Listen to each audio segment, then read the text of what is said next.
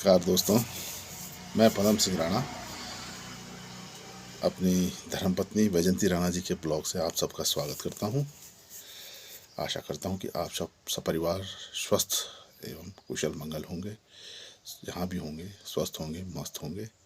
मेरी हार्दिक शुभकामनाएं आप सभी को कि आप सदैव उन्नति के पथ पर अग्रसर हों एवं आपके इस परिवार के उज्जवल भविष्य की कामना करता हूं। आज अपनी धर्मपत्नी के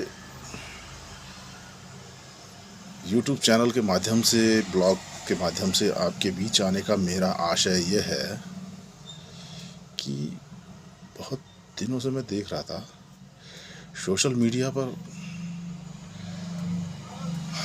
करोड़ों, लाखों, अरबों लोगों की उपस्थिति बनी रहती है सदैव। मैं कोई नई बात तो नहीं करूँगा, लेकिन उसी से जुड़ती हुई कुछ अपने विचार बहुत दिन से आप लोगों के समक्ष रखने की कोशिश करूँगा और ये चाहूँगा कि कुछ हम लोग जब एक दूसरे से संवाद करेंगे, चर्चा करेंगे, परिचर्चा करेंगे, तो कुछ ना कुछ नया निकल कर जरूर अवश्य आएगा। देखो, सोशल मीडिया, ये सब चीज़ें, गूगल्स, यूट्यूब, ये सीखने के लिए बहुत कुछ है इनमें।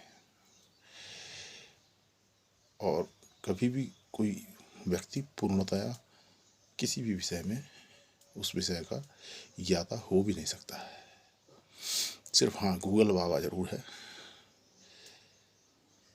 जिसको हर विषय की बारीक से बारीक जानकारी मेरी समझ से होती है।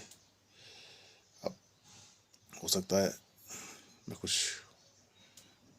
त्रुटिपूर्ण बात कह दूं, तो उसके लिए मैं पहले आप सब लोगों से क्षमा चाहूँगा और आशा करता हूँ कि आप मेरी बातों को अन्यथा न लेंगे और ना ही मैं किसी व्यक्तिगत विशेष रूप से प्रेरित होकर या कोई राग द्वेषपूर्ण किसी बात को यहाँ पर कर रहा हूँ। देखो, एक दूसरे से बात करने से मन हल्का होता है। आपके मन में क्या चल रहा है, आपने अपने विचार किसी पोस्ट के माध्यम से, किसी रील के माध्यम से, किसी संदेश, किसी कमेंट्स, किसी भी मतलब सोशल या कोई और अन्य माध्यम से दूसरे को प्रेषित किया, तो उससे कुछ न कुछ कहीं ना कहीं उसका असर जरूर दिखाई देता है या किसी न किसी व्यक्ति से जुड़ी हुई ये सब बातें होती हैं। हम सब लोग सोशल मीडिया पे जुड़े हुए हैं, अच्छी बात है। और मेरा ये मानना है कि एक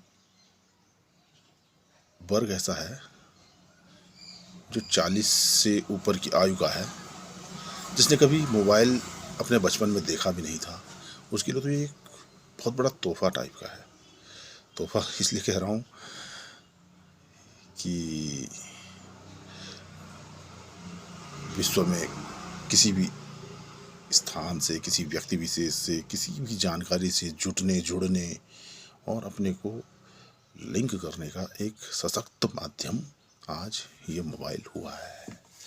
मोबाइल के मैं फ़ायदे, नुकसान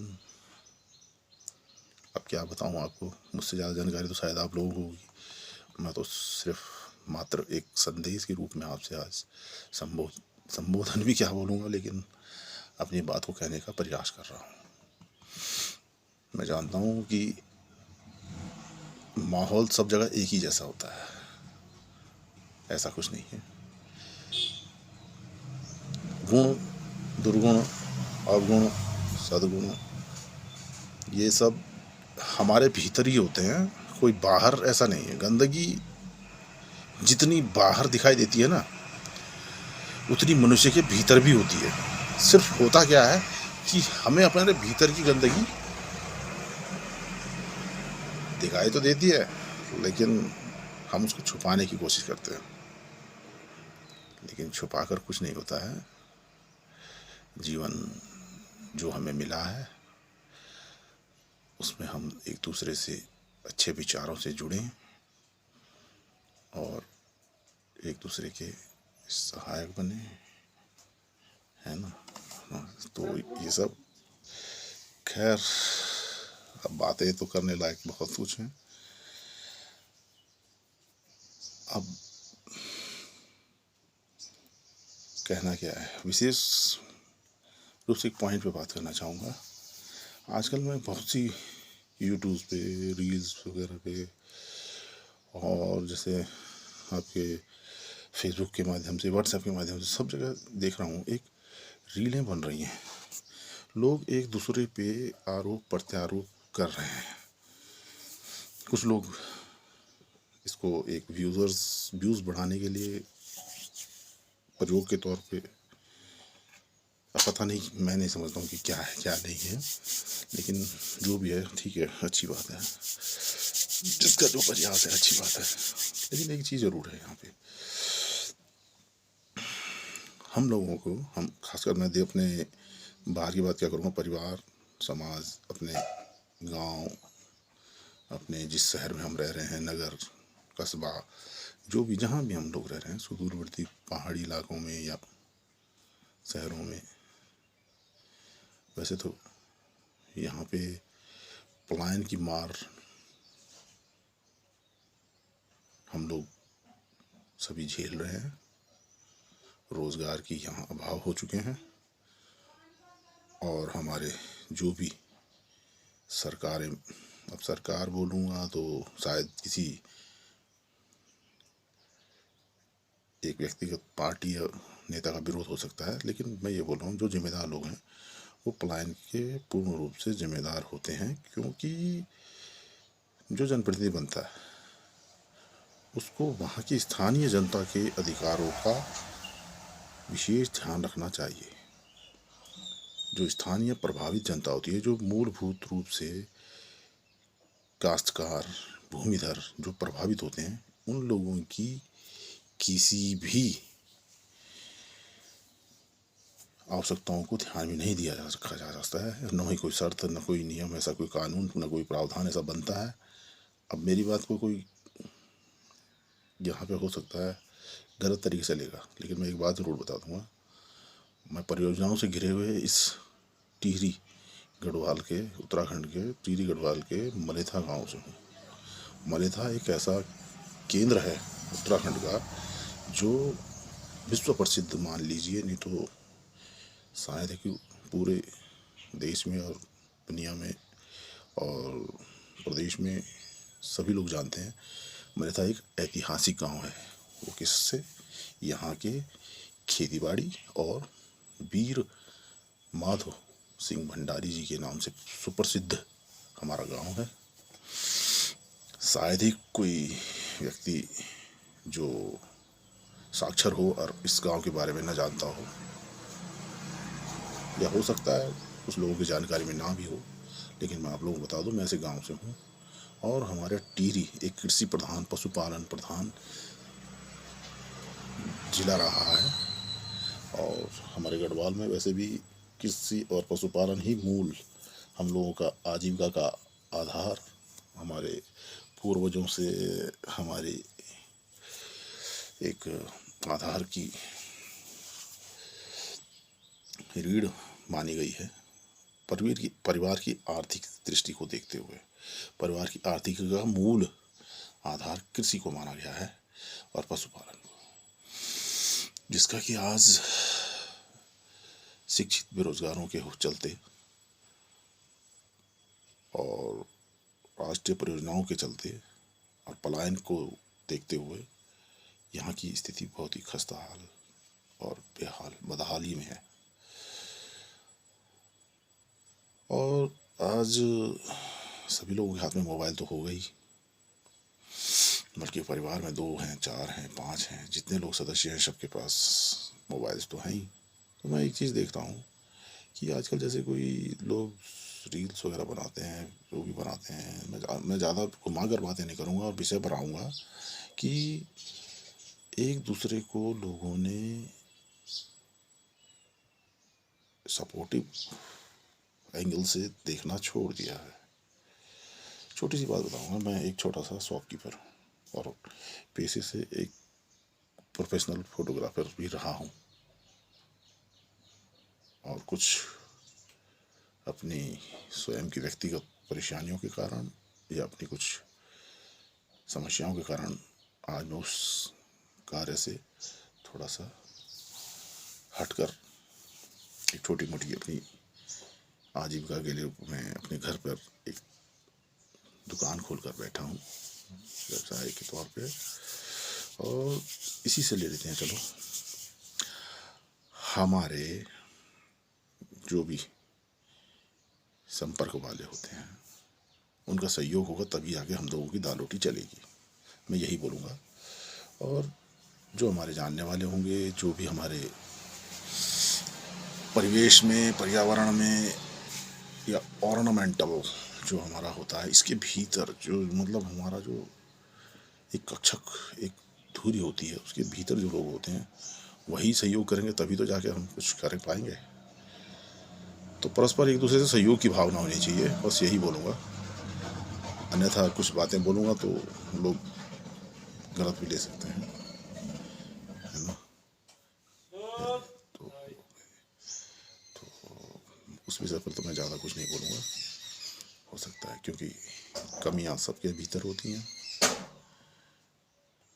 और बस ये बोलना चाहूँगा कि हमको एक दूसरे का सपोर्ट करना चाहिए।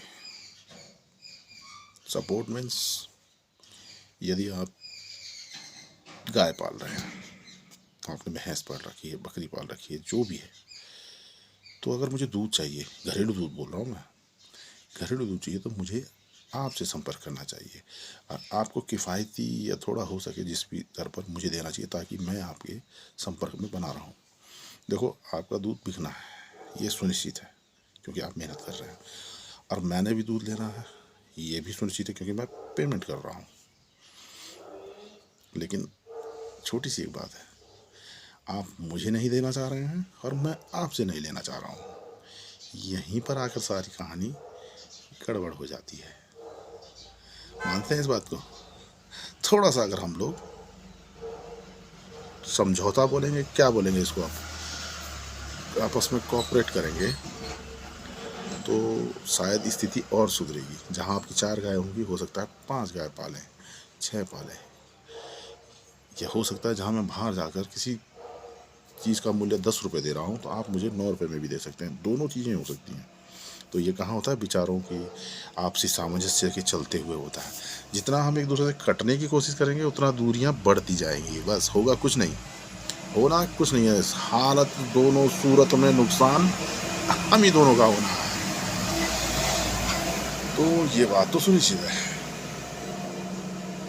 तो ऐसा ही मैं और भी विषय पर बोलना चाहूँगा। सपोज आपका कोई प्रोफेशन है, मान लिया, एक बात है, छोटी सी बात है, छोटे सा एक ले लीजिए। आज हम बोलते हैं कि यहाँ पर रोज़गार नहीं है, ठीक है, रोज़गार भैया सब कुछ है, हमारे भीतर एक दूसरे के लिए भावनाएं नहीं है।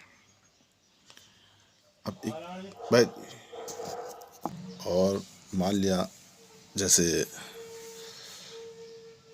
किसी की छोटी सी दुकान है, अरे मेरे भाई, कद्दू लेने आप यहाँ से 4 किलोमीटर दूर किसी, मान लिया, ठीक है मैं मान सकता हूँ आप 5 रुपये खींच के वहाँ से सस्ता ला सकते हो, लेकिन जो सुविधा आपके अगल बगल कहीं मिल रही है, तो कद्दू लेने भी आप बाजार जा रहे हो, बताओ। नहीं, अगर विशेष तौर पे आपका ध्यान यह है कि मैंने परिवार का कद्दू से बचाना है तो मैं बिल्कुल नहीं रोकूंगा, लेकिन आपने शाम को पौवा भी तो लगाना है, तो बचत वहाँ करें मेरे भाई, कद्दू से कुछ नहीं मिलेगा।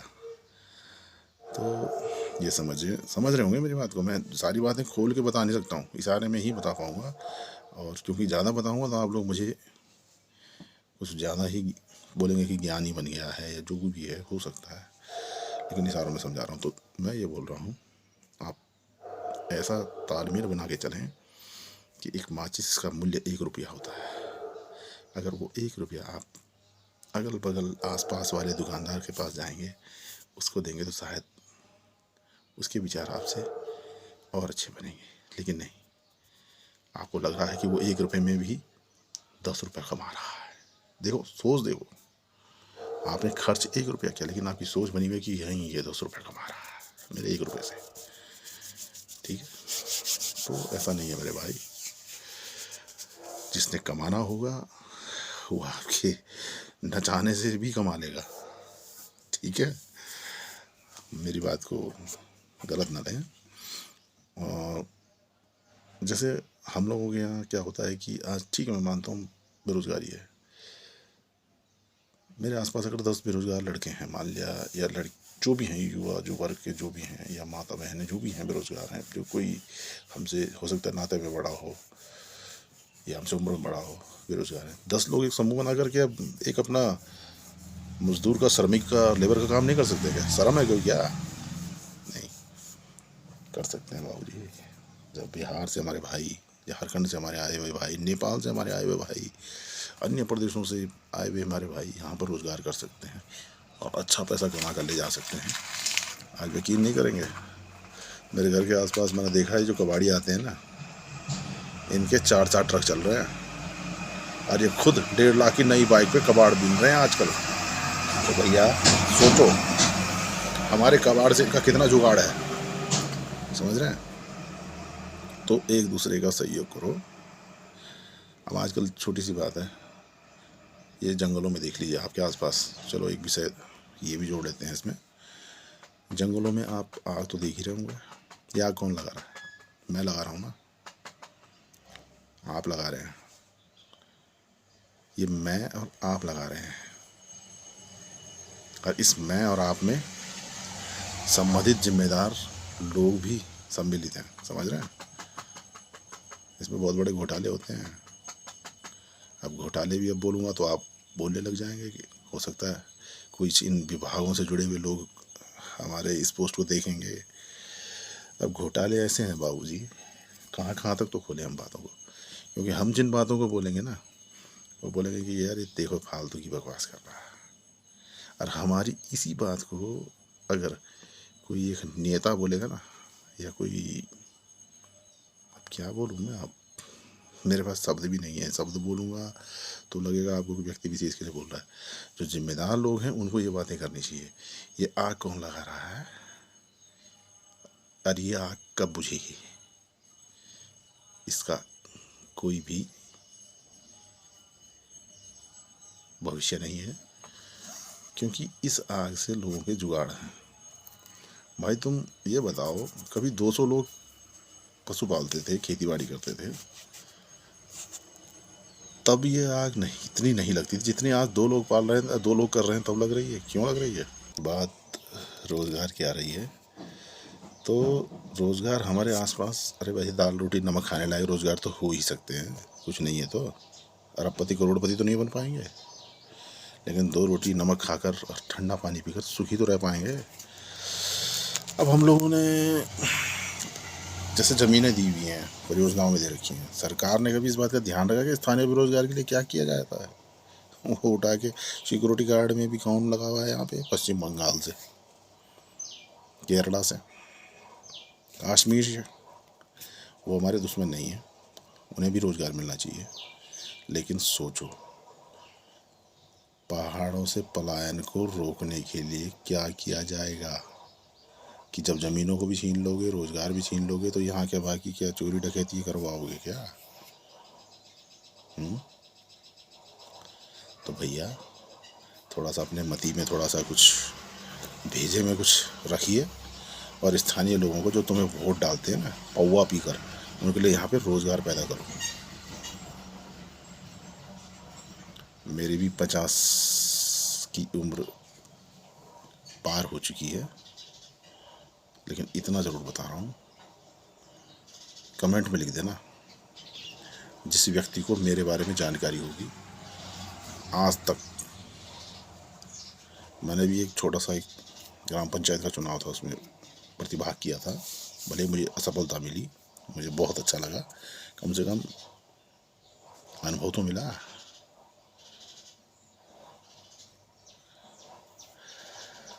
मुझे जो 1 वोट भी मिला ना, वो मेरी ईमानदारी से मिला था। और वो एक वोट, उसकी कीमत मैं जानता हूँ। उस दौरान चुनाव बहुत लंबा खींच किया था, ये लगभग सन 2012 की बात है। तो ग्राम पंचायत के चुनाव में मैं कूद तो गया, लेकिन मुझे बिठाने के लिए कई लोगों ने प्रयास किया, ले दे के बिठाना चाह रहे थे। हो सकता थोड़ा बहुत अच्छा पैसा लेके मैं बैठ भी जाता, तो मुझे क्या मिलता भाई बताओ, अगर मुझे लोभ होता तो।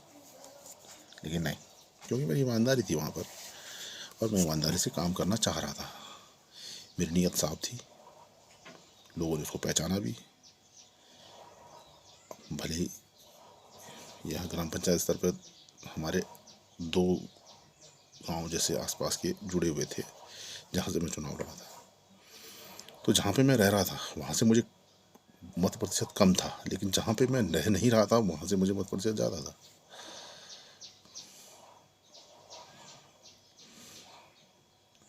अब कैसे बताऊँ, ये तो विचार होते हैं। ये ज़रूरी नहीं है कि आप चुनाव जीत जाएं, लेकिन वहाँ पर जाकर मुझे लगा कि ये फील्ड भी हमारे लिए नहीं है। वहाँ क्या चाहिए, पैसा चाहिए, धन बल, छल बल, बहुत सी चीज़ें, तब जाके आप चुनाव जीत सकते हैं। और तभी जाकर नेता आज की डेट में काम जनता की क्यों नहीं कर रहा है, इसका कारण जाना है कभी आपने? वो करेगा भी क्यों? क्योंकि वो पैसा खर्च कर कर ही उस पद पर आया है। अब 100 में से कोई 2 होंगे, हो सकता है, लेकिन नहीं, पैसा तो खर्च उनका भी होता है, और वो पैसा खर्च करना हर किसी के बस की बात नहीं है। लोकतंत्र में सबसे बड़ी अगर जो क्षति हुई है तो वो स्वतंत्र रूप से और निष्पक्ष रूप से उठने वाले प्रत्याशी की हत्या हुई है। आप इस बात को तो मान कर ले लें, आज की डेट में सांसद कोई गरीब व्यक्ति बन ही नहीं सकता, समझ रहे हैं? और विधायक तो भले उसके आसपास के जो भी पद हैं वहाँ तक तो आम आदमी पहुँच ही नहीं सकता है। पहले तो चुनाव में उठने के लिए भैया टिकट लेने के लिए खर्चा, इतना टंटाबाजी जो भी है, इसमें कौन झेल पाएगा इन चीज़ों को? तो अपने विचारों को तो मैं धीरे धीरे आपके ये पार्ट 1 के माध्यम से रखी मैंने आज की बातें, पार्ट 2 भी आएगा इसका ये भी मैं आपको बता रहा हूँ, क्योंकि सब बातें मैं एक साथ तो बोल नहीं सकता हूँ। हो सकता है पता नहीं इस बीच में क्या छोड़ रहा हूँ क्या नहीं। मैं कोई इतना बड़ा विशेषज्ञ भी नहीं हूँ, कोई इतना बड़ा जानकार भी नहीं हूँ, इतना बड़ा पॉलिटिशियन भी नहीं हूँ, इतना बड़ा समाज सेवी भी नहीं हूँ, लेकिन हाँ इतना ज़रूर हूँ संतुष्ट कि मैंने अपने जीवन में जो भी किया है अच्छा किया है। किसी का अहित नहीं किया है, ना ही किसी का अहित चाहा, और ना ही भविष्य में मैं ईश्वर से चाहता हूँ कि मुझसे किसी का कहीं पे भी तिल मात्र भी अहित हो। क्षमा करें, मैं जिस हालत में हूँ, ये आप मेरा देख रहे होंगे, ये मैंने जब से अपनी पोस्टें डाली तब से हुआ। जब मेरे पास यही है ना पहनने लायक, और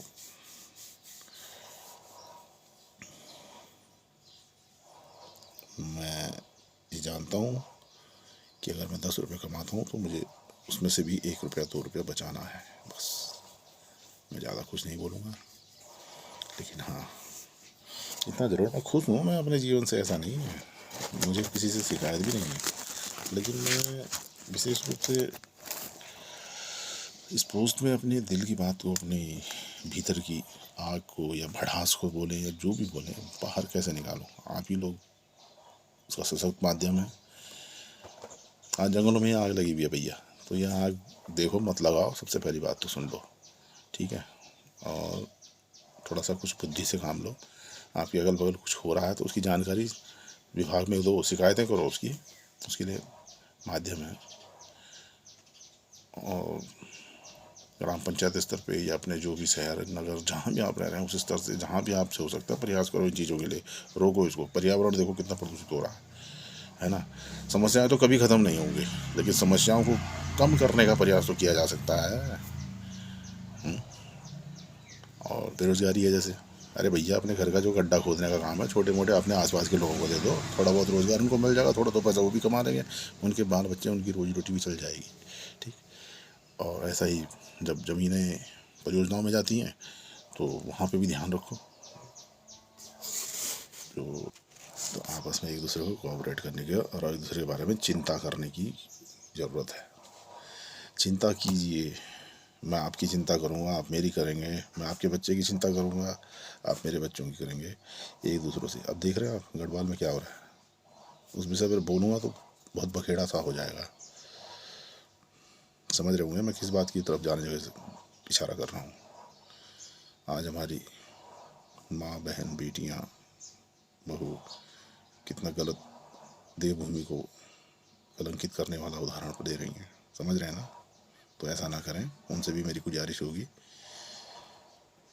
बेटी पढ़ाओ, बेटी बचाओ, ये सब नारे और चौंचलेबाजी मत बनाओ, थोड़ा सा इसमें गौर भी फरमाओ। नेताओं वाली भाषा मत बोलो भैया। जिम्मेदार बनिए अपने परिवार के प्रति, अपने बच्चों के प्रति, अपने समाज के प्रति, अपने देश के प्रति। भाई राष्ट्र की सुरक्षा मैं मानता हूँ सर्वोपरि सर्वप्रथम होती है, लेकिन राष्ट्र की सुरक्षा से पहले अपने घर की सुरक्षा करो मेरे भाई। अपने घर की चिंता करो, अपने समाज की चिंता भी तो करो। राष्ट्र की सुरक्षा करने के लिए तो हमारे फौजी भाई भी हैं। राष्ट्र की सुरक्षा करने के लिए बहुत सी चीज़ें हैं। मैं ये नहीं बोल रहा हूँ कि राष्ट्र सर्व। अब यहाँ पे कोई पॉलिटिकल पॉइंट मत लाना भैया, सबसे पहले मैं ये बता रहा हूँ। इस एंगल से सोचो जो मेरी चिंता है, ये आग कब बुझेगी, है ना? थोड़ा सा गौर करो इन बातों पे। और मेरी उन माता बहनों से हाथ जोड़कर विनती और निवेदन है कि कम से कम हमारी देवभूमि को कलंकित होने से बचाओ, और ऐसा कोई कदम मत उठाओ जिससे हमारे परिवार के मान सम्मान, समाज के मान सम्मान और हम लोगों की आन बान शान और इतिहास की हत्या हो रही है। क्योंकि हमारे पहाड़ों में ये सब चीज़ें नहीं होती थी, और आज ये सब चीज़ें हो रही हैं, तो बहुत ही चिंता का विषय है ये भी। रोजगार से ज़्यादा चिंता का विषय ये है। अरे भैया, भूखे रह के इज्जत से पेट पाला जा सकता है, लेकिन इज्जत जाके पैसा कमा के भला नहीं होने वाला। इस बात का ध्यान रखना। बातें तो खोलने लग जाओ तो कई बातें खुल जाती हैं, विषय बहुत सारे हैं। अब जहाँ पे मैं रह रहा हूँ चौरास में, स्थानीय मंगसू संगम विहार टेरी गढ़वाल का, श्रीनगर से सटा हुआ क्षेत्र है ये।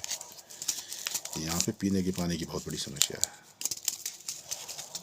अरबों खरबों खर्च होने के बावजूद, आज चंद्रमा पर पहुँच जाने के बावजूद पीने का पानी अनुपलब्ध है। पीने का स्वच्छ पेयजल तो बहुत बड़ी बात, प्रदूषित जल भी नहीं मिल पा रहा है। नॉन फिल्टर्ड वाटर यहाँ पे डिस्ट्रीब्यूशन हो रहा है विभाग द्वारा, और वो भी जिस जगह पे हम रह रहे हैं 15-15 दिन, एक हफ्ते, 10 दिन, 5 दिन, और महीने में कम से कम 10 दिन तो पानी नहीं आता है। मेरी बात को कान खोलकर वो लोग सुन लें जो जिम्मेदार लोग हैं, चाहे वो स्थानीय विभाग है, स्थानीय जनप्रतिनिधि हैं, या संबंधित जो भी जिम्मेदार व्यक्ति हैं। तो मेरी बात को वायरल भी कर लें जरा। थोड़ा सा ये पोस्ट छुपा के अंदर रख के कुछ नहीं होगा, इसको वायरल करो भैया, किसी न किसी माध्यम से एक दूसरे को सेंड करो। इसमें मुझे कोई पैसा नहीं कमाना, ठीक है? एक बात और ध्यान रखना आप लोग, मैं अपनी पोस्टें करता हूँ अपनी संतुष्टि के लिए करता हूँ, और जितनी भी मेरी जो भी बातें होती हैं ये सिर्फ जागरूकता के रूप में और एक संदेश के रूप में होती हैं। मुझे किसी की तरह ऐसा कुछ नहीं है कि किसी उससे कि मेरे को व्यूज़ बढ़ जाएं, मेरे को ऐसा हो जाए वो हो जाए, मुझे इन चीज़ों से कोई लेना देना नहीं है। 2007 से मैं इस सोशल मीडिया से जुड़ा हुआ हूँ, और मैं बातों को अपनी सटीक रूप से रखने की कोशिश करता हूँ, अपने स्वतंत्र विचारों को रखने की कोशिश करता हूँ। मुझे किसी पार्टी, किसी व्यक्ति विशेष से, किसी भी दलगत राजनीति से लेना देना बिल्कुल नहीं है, क्योंकि मैं इन सब चीज़ों को बिल्कुल नहीं मानता हूँ। अब 2012 के बाद तो मैंने संकल्प ले लिया था कि ना मैं किसी से जुड़ूंगा, ना मैं किसी के साथ हूँ, क्योंकि इसका भी एक काला इतिहास है। और जो लोग मुझे जानते हैं व्यक्तिगत रूप से वो समझ रहे होंगे, अगर मुझे अपना भला करना होता है भैया, तो आज भी मैं तलवे चाट कर और उन लोगों के जूते अपने सर पे रख के आगे बढ़ चुका होता। लेकिन मुझे ये सब चीज़ें नहीं आती हैं, चाटुकारिता, चापलूसी, महत्वाकांक्षी, ऐसा होना हमारे स्वभाव में नहीं है और हमारे रक्त में भी नहीं है। हम स्वाभिमानी रहे हैं और हमारा इतिहास है इस बात का। अब कोई वीर तो हम हैं नहीं, ऐसा भी मैं नहीं बोलूँगा, लेकिन इतना ज़रूर है कि हमने अपने जीवन को बड़े सादगीपूर्ण रूप से जिया है और भगवान ने जो दिया है ये शरीर स्वस्थ रूप से आपके सामने जो भी हैं, ये हमारे विचार या हमारे आचार या हमारा व्यवहार है जो हम अच्छा सोचते हैं, अच्छा करते हैं, प्रयास करते हैं। भैया अब इतने बड़े दानी तो, करोड़ों दानवीर तो हम हो नहीं सकते हैं जो अपने शरीर का कवच भी किसी को दे दें, है ना। और ना ही हमें ऐसा कोई कवच मिला हुआ है, इस बात का भी आप ध्यान रखें। जो है उसी में कोशिश करते हैं। अब छोटी सी बात है कि अगर आप अच्छा चाहते हैं, अच्छा सोचते हैं, तो आज के आसपास का, आपके आसपास जो भी माहौल है, जिस माहौल में आप रह रहे हैं, जी रहे हैं, अपना जीवन यापन कर रहे हैं, और जो आपकी जीवन शैली है, आप उसमें भी सहयोग कर सकते हैं। ऐसी बात नहीं है। आप जो कमाते हैं, किस लिए कमाते हैं, किस लिए कमाते हैं, मैं तो नहीं समझता हूँ कि आपके क्या विचार होंगे वो आप जाने। देखो, हम इसलिए कमाते हैं कि उस पैसे का कहीं पे भी हो सदुपयोग होना चाहिए, दुरुपयोग नहीं होना चाहिए। मीन्स दुरुपयोग का मेरा होने का मतलब ये है, वो अय्यासी में नहीं जाना चाहिए, वो व्यसनों में नहीं जाना चाहिए, और उसका कोई गलत प्रयोग नहीं होना चाहिए। बस वेस्टेस जो भी हो सदुपयोग हो, परिवार के लिए हो, चाहे समाज के लिए हो, चाहे अपने लिए हो, चाहे स्वयं के लिए हो, कहीं पे भी हो। उस मेहनत के पैसे को अच्छी जगह लगाओ, धन संचय करो, फिजूल खर्ची से बचो, दारू मत पियो, बीड़ी सिगरेटें मत पियो भैया, फालतू खर्चे मत करो, महंगा से महंगा खरीदने की चाह मत रखो, सीमित में रहने की थोड़ा सा अपना एक स्तर बनाइए, जिससे आपका आर्थिक बैलेंस बना रहे, आर्थिक संतुलन बना रहे। मतलब ऐसा नहीं है कि आज आपने इतना खर्च कर दिया कि कल आपको बहुत भारी पड़ जाए, और आज की फिजूल कुर्सी कल के लिए बहुत महंगी पड़ती है। इस बात का भी आप ध्यान रखना। पाँव में आप कितना भी कीमती जूता पहनेंगे ना, लेकिन उस अनमोल कीमती चीज की स्थान सुनिश्चित है भैया, उसके पाँव में ही रहना है। तो इसलिए सीमित दायरे में, खैर अब ये तो आपका अपना व्यक्तिगत जीवन है, इसमें भी क्या बोलना है, और मेरे जहाँ तक अपने विचार हैं, मेरे अपने स्वतंत्र विचार हैं, और हो सकता है कि विचारों में कहीं ना कहीं भिन्नताएं तो होंगी ही, है ना। विचार टकराते हैं तो मतभेद हो सकते हैं, मनभेद मत कीजिए, ठीक है।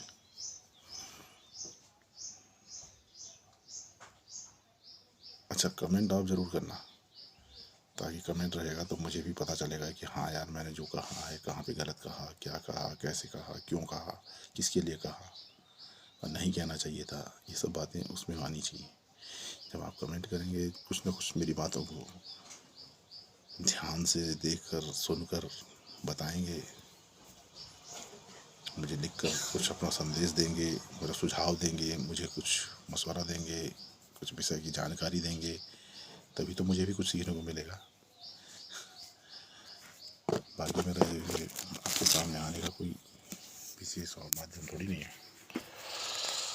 आप कुछ रखो अपने विचार भी, जिस भी माध्यम से आप मुझे भेजेंगे मैं स्वागत करूँगा उनका, और मैं सम्मानपूर्वक आपसे ये निवेदन भी करूँगा कि आप मुझे कुछ न कुछ अपने विचार भेजें। आज टाइम तो बहुत ज़्यादा हो रहा है, मुझे लगता है कि लगभग शायद आधे घंटे से ऊपर, लगभग 35-36 मिनट हो चुका है। आपके पास भी एक साथ इतना कुछ सुनने के लिए समय तो नहीं होगा। लेकिन हाँ, पार्ट 1 के माध्यम से आज मैं आपके सामने यहाँ पे आया हूँ। पार्ट 2 के माध्यम से शायद कभी भी फिर आपके सामने आऊँगा, अतिथि के रूप में, किसी भी अघोषित तिथि के रूप में। ठीक है ना? तो आप भी अपने रोज़मर्रा के कार्यक्रम में जुटे होंगे। इतना समय तो आपके पास भी नहीं है कि आप आधा घंटे से ज़्यादा मेरा लेक्चर सुनेंगे या मेरा कोई ऐसा जो भी है। तो मैं माफ़ी चाहूँगा यहाँ पर, और कोई गलती हुई होगी तो उसमें क्षमा भी चाहूँगा। हो सकता है कोई छोटी मोटी बड़ी बात भी हो गई हो, लेकिन आप हाँ कुछ ना कुछ ज़रूर भेजना। नमस्कार दोस्तों, धन्यवाद। आप सबका दिन शुभ हो। जय देवभूमि उत्तराखंड, जय भारत, जय हिंद।